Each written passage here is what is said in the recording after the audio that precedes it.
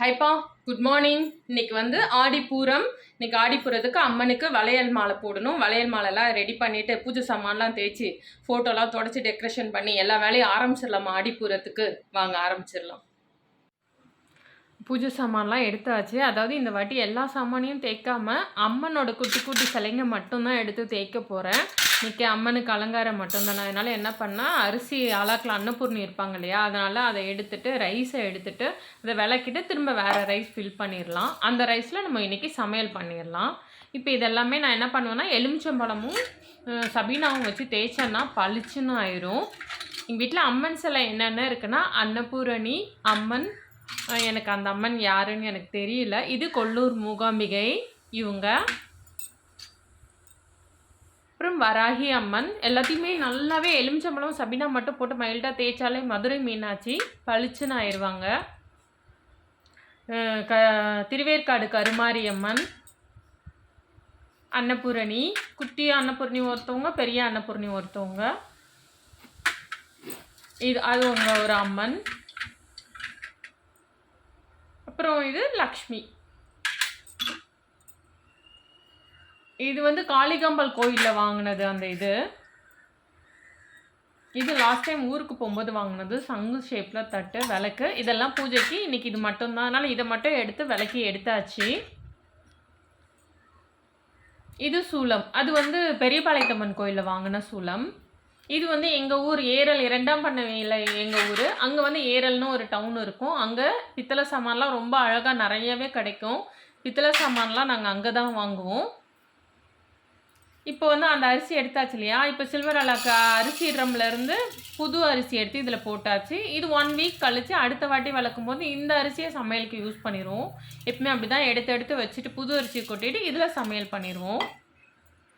இப்போ இதில் இது பண்ணியாச்சு. அன்னபூரணி, குட்டி அன்னபூரணி அம்மன், பெரிய அன்னபூரணி அம்மன் எல்லாத்தையும் இதில் அழகாக வச்சுட்டு அப்புறம் நம்ம மஞ்சள் குங்குமம் வைக்க வேண்டியது தான். அரிசி ரொம்ப ஃபுல்லாக வச்சா கீழே இறையுது, அதனால கொஞ்சம் கம்மியாக வச்சுருக்கேன். இப்போ வாங்க பூஜை ரூமுக்கு கொண்டு போய் வச்சு எல்லாத்தையும் மஞ்சள் குங்குமம் வச்சிடலாம்.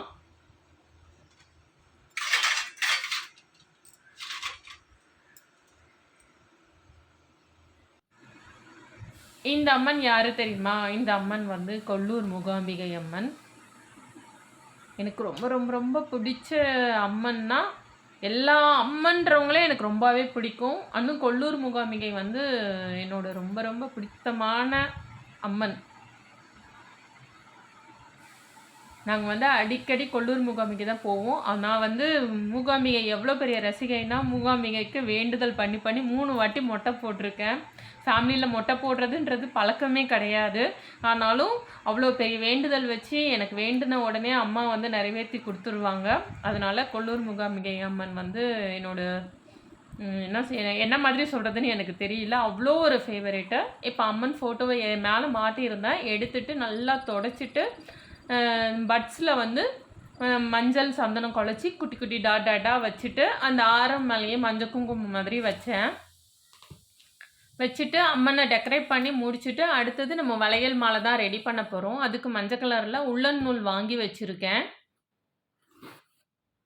இப்போ சூப்பராக வளையல் மாலைக்கு ரெடி பண்ணிடலாமா? இப்போ வந்து நான் தனித்தனியாக இந்த பக்கம் அந்த பக்கம்னு பிரிச்சுக்கலாம், அப்புறம் பத்தாமல் போயிடும். அப்புறம் ஏதாவது உடஞ்ச வளையல் இருந்தால் இதுவாயிரும்னு சொல்லிட்டு உடஞ்ச வளையலெல்லாம் தனியாக லைட்டாக ஒரு கிராக் இருக்கும், அதை நம்ம பார்த்தா தான் நமக்கு தெரியும்.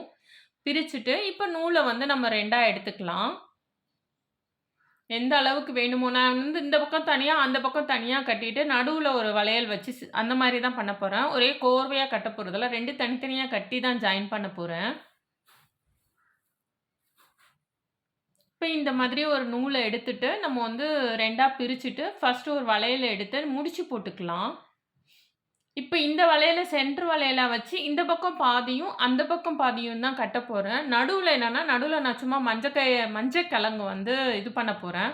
அதனால நடுவில் இப்படி எல்லோரும் ஒரே கோர்வையாக கட்டுவாங்க. நான் வந்து பிரித்து பிரித்து கட்டலான்னு சொல்லிட்டு சென்டர் வளையலில் கொஞ்சம் தடிமனான வளையலாக எடுத்துக்கிட்டேன். இப்போ வந்து எடுத்துட்டு உள்ளே விட்டு வெளியே எடுக்கணும்ப்பா. ஆனால் நெருக்கி நெருக்கி கொண்டு போகணும். அப்போ தான் வளவளன்னு இல்லாமல் வளையல் வந்து ஸ்ட்ராங்காக மாலை நல்லா இருக்கும். இப்ப பாருங்க, ஒண்ணுமே இல்ல. பக்கத்துல நெருக்கி நெருக்கி வச்சுட்டு, உள்ள விட்டு வெளிய எடுக்கணும். அவ்வளோதான். ரொம்ப ஈஸி. இந்த கலர் வந்து அரேஞ்ச் பண்ணா, அப்புறம் கைக்கு கிடைக்கிற வளையல் எடுத்து லைனா கட்ட ஆரம்பிச்சுட்டேன். சூப்பரா உள்ள விட்டு விட்டு எடுத்தோம்னா, அழகான ஒரு ஜிக்ஸாக் மாதிரி அப்படியே வளைவாவே கிராஸா போகும். நான் கொஞ்சம் நேர் பண்ணி இது பண்ணேன். இதுவுமே வந்து நீங்க வந்து என்ன கலர் நூல் வேணாலும் எடுத்துக்கலாம். இன்னொன்னு நம்ம வந்து அந்த கோல்டன் ஜரி மாதிரி கிடைக்கும்ல கடையில. அது வச்சு போட்டீங்கன்னா, இன்னும் சூப்பரா இருக்கும். நான் வந்து எப்பவுமே வீட்ல இருக்கிறதுல என்ன பண்ண முடியுமோ அப்படின்ற மாரி தான் பண்ணுனேன். சாயந்தரம் தான் ஆடிப்பூரத்துக்கு இன்னைக்கு வந்து கோயிலுக்கு போணும். சரி பகல்ல வந்து வீட்ல சாமி கும்பிட்டுலாம், ஈவினிங் கோயிலுக்கு போலான்னு சொல்லிட்டு சூப்பரா கட்டி முடிச்சாச்சு. இப்ப அம்மனுக்கு வச்சுட்டு, நம்ம வந்து இது பண்ணிரலாம். அந்த ஆணி கொஞ்சம் இதுவா இருந்தது. அதனால எடுத்து சென்டர்ல ஒரு ஊக்கு இருந்தது. அதுலயும் சுத்திட்டேன். எனக்கு இந்த மாதிரி விஷயம்லாம் செய்யறதுன்னா ரொம்ப பிடிக்கும். மனசுக்கு சந்தோஷமா இருக்கும். ஆல்ரெடி சொல்லியிருக்கேன். இந்த மாரி பூஜை வேலைலாம் செய்யும்போது எனக்கு ரொம்ப பிடிக்கும்னு. அம்மன் அழகா ரெடி ஆயிட்டாங்க இன்னைக்கு ஆடிப்பூரத்துக்கு.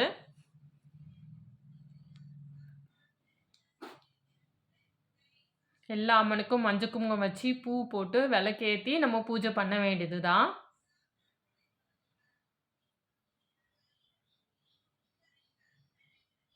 கரெக்ட்டா விளக்கு ஏத்தும்போது பூ விழுந்தது. எப்பவுமே அன்னைக்கும் கிருத்திகைக்கு அமாவாசைக்கு அத்துல விளக்கு ஏத்தும்போது கரெக்ட்டா பூ விழுந்தது. இன்னைக்கும் விளக்கு ஏத்திட்டு இருக்கும்போது பூ விழுந்தது.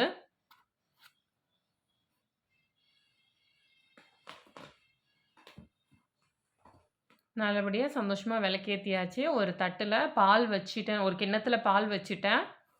அப்புறம் வந்து மஞ்சள், குங்குமம், மஞ்சக்கயிறு, வெத்தலைப்பாக்கு, வாழைப்பழம், ஒரு ரூ. 10 காயினு, மஞ்சள் கிழங்கு இது எல்லாமே வச்சாச்சு.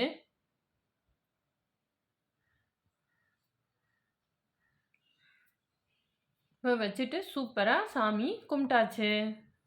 இன்னைக்கு நம்ம வீட்ல ஆடிப்பூரம் இப்படிதான்ப்பா போச்சு. சைடுல அம்மன் விளக்கு எல்லாமே ஏத்தியாச்சு. அந்த உப்பு வச்சிருந்தேன் இல்லையா?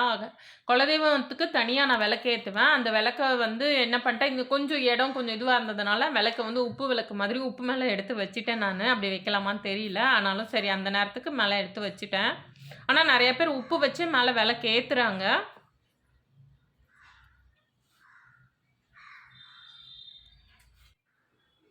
அவ்வளோதான்ப்பா. சூப்பரா அம்மனுக்கு அலங்காரம்லாம் பண்ணி, வளையல் மாலைலாம் போட்டு, பூ போட்டு, மஞ்சள் குங்குமம் வச்சு அழகா ஆடிப்பூரத்துக்கு அம்மன் தரிசனம் பண்ணியாச்சு. ஈவினிங் ஆடிப்பூரத்துக்கு எங்க வீட்டு பக்கத்துல கலசாத்தம்மன் கோயிலும் ஒண்ணு இருக்கு. லாஸ்ட் இயர் போயிருந்தேன். வீடியோ கூட போட்டிருந்தேன். ரொம்ப நல்லா இருந்தது. இன்னைக்கும் இந்த மாதிரி போலான்னு நெனச்சிருக்கேன். அது போனா அந்த வீடியோ உங்களுக்கு தனியா வரும்ப்பா. அவ்வளோதான்ப்பா. உங்களுக்கு இந்த வீடியோ பிடிச்சிருந்தா லைக் பண்ணுங்க, ஷேர் பண்ணுங்க, கமெண்ட் பண்ணுங்க, சப்ஸ்கிரைப் பண்ணுங்க. அடுத்த வீடியோல பார்க்கலாம்ப்பா. பாய்.